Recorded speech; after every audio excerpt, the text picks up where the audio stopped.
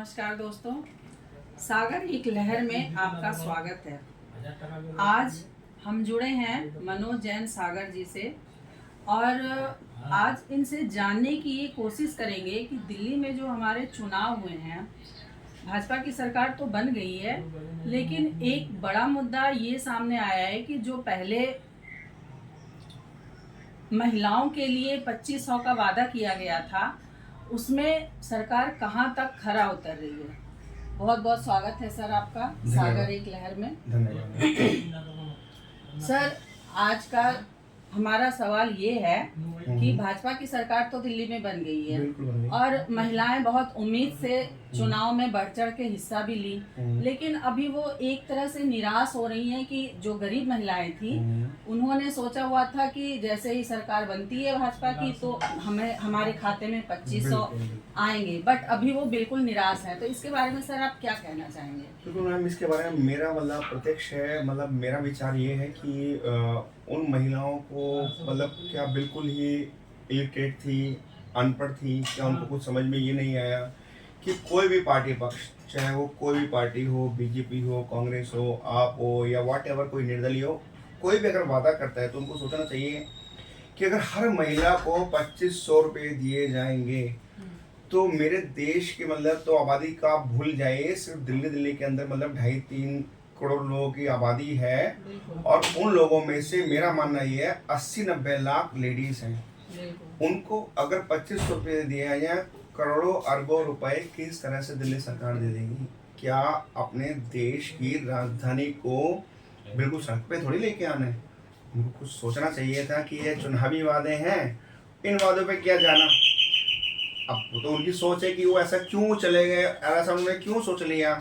चुनाव में हर लोगों ने बढ़ चढ़ के बोला मैं 2500 दूंगा, मैं 3500 दूंगा या 2000 दूंगा, 2100 का भी वादा, 2100 दूंगा, जो भी है मैम, ये लालच ही दे रहा ना। ये लोकतंत्र देश नहीं है, ये तो एक तरह का लालच का वो हो गया। लालच दो, वोट खरीदो और यूज करो, इस्तेमाल करो। तो मैम जनता को सोचना पड़ेगा, अब हमें इस्तेमाल नहीं होना है, चाहे वो हमें कोई भी राजनीतिक लोग आए। एक मेरे हिसाब से एक संस्था ऐसी बननी चाहिए कि एजुकेटेड पर्सन आए, मिनिमम एक 35 साल से कम ना हो जो भी प्रत्याशी आए, और 75-70 साल से ज्यादा एज ना हो। ये चीज तो सोचना ही पड़ेगा हमारी देश की जनता को कि हमारे को पढ़े लिखे एजुकेटेड बंदे लेके आने हैं। जिस तरह से हमारे दिल्ली के अंदर 70 विधानसभा हैं, हर विधानसभा में बंदे को चुनना चाहिए। मैसेज ऑनलाइन होने चाहिए चुनाव, इस तरह चुनाव नहीं होना चाहिए। करोड़ों अरबों रुपए का खर्चा नहीं होना चाहिए। और नुकसान किसका हो रहा है? ये देश की जनता को तो हो रहा है, देश की जनता का हो रहा है। और ये जो अगर हमारे जेब से जीएसटी जा रहा है वो कहीं ना कहीं मैम, ये सारा नुकसान तो जनता का ही हो रहा है ना। अगर ये सारा पैसा चुनावी खेल से बच जाए, जो एक पार्टी 3-4 करोड़ रुपए खर्च करती है, और 4 पार्टी को मैं गिनता हूँ कि एक पार्टी तो कांग्रेस है, एक आप है, एक आपका बीजेपी है, और एक पार्टी मैंने मिक्सअप गिन लिया निर्दलीय मिला के। तो 4 पार्टी, अगर एक पार्टी 4-5 करोड़ रुपए खर्च करती है, 4 पार्टी हो गई, एक विधानसभा 20 करोड़ रुपए खर्च। 70 पार्टी तो 70 आपकी विधानसभा है, तो 70 को इंटू करते हैं 20 करोड़ रुपए, तो 1400 करोड़ रुपए का खर्च हो रहा है। किसका नुकसान हो रहा है? वो देश की जनता का। तो मैम इसको आप खत्म कराओ। ये कोई लोकतंत्र देश वाली बात नहीं है। तो सिर्फ खर्चा कर रहे हैं, मेरे पे पैसे ज्यादा है, मैंने खर्च किया, उससे ज्यादा है, मैंने उसने खर्च किया, और राजनीति कर रहे हैं। राजनीति करके क्या करते हैं?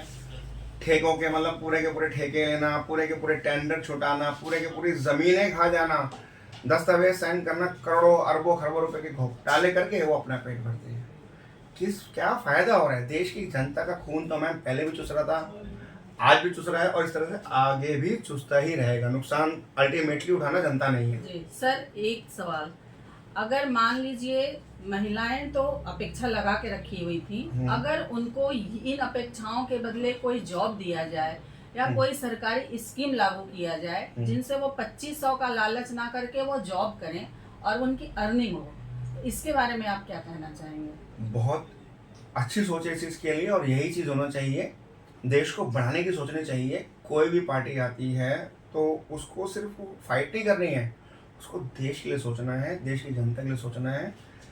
उसको अपना एक परिवार मानना चाहिए, और उसके लिए उसकी जॉब, तरक्की, ये चीज़ सोचनी चाहिए कि मेरे को जॉब देनी है, इनको एजुकेशन देनी है, मेरे को मतलब जगह जगह तरक्की ही करवानी है और उनकी बेरोजगारी ख़त्म करनी है, ताकि देश की तरक्की हो, उनकी तरक्की हो और देश हमारा खुशहाल हो। ये मैम लालच से देना चाहिए। लालच देने का मतलब तो यार लोकतंत्र देश थोड़ी है, तो आप पैसा फेंका, टुकड़े फेंके और आ गया just like a bite for dog.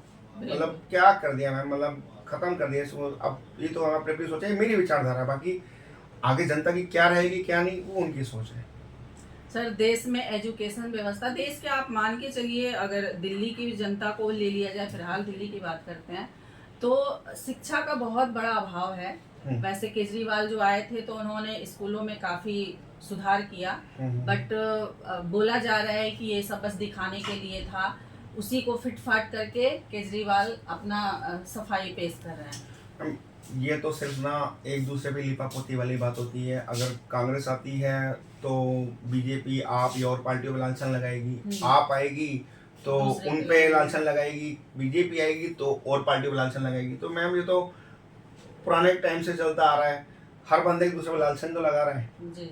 खुद की तो उसने कभी देखा ही नहीं है। अगर बंदा इंसान ये भूल जाए कि सोच ले कि मैं अगर एक उंगली सामने वाले को उठा रहा हूँ और 4 उंगली मेरी तरफ है, तो शायद काम तरक्की होना शुरू हो जाए, लेकिन ये चीज नहीं सोचता। सर, अगर हम अपना दामन देखें तो दूसरे का गंदा नहीं लगेगा। एग्जैक्टली, बिल्कुल मैम, यही चीज है। इंसान अपना दामन नहीं देखता, दूसरे का जरूर देखते हैं। इंसान खुद के लिए तो जज बनता है और दूसरे के लिए वकील, तो ऐसा ना हो। चलिए, बहुत अच्छा लगा सागर जी से बात करके। मैं उम्मीद करती हूँ आज पहले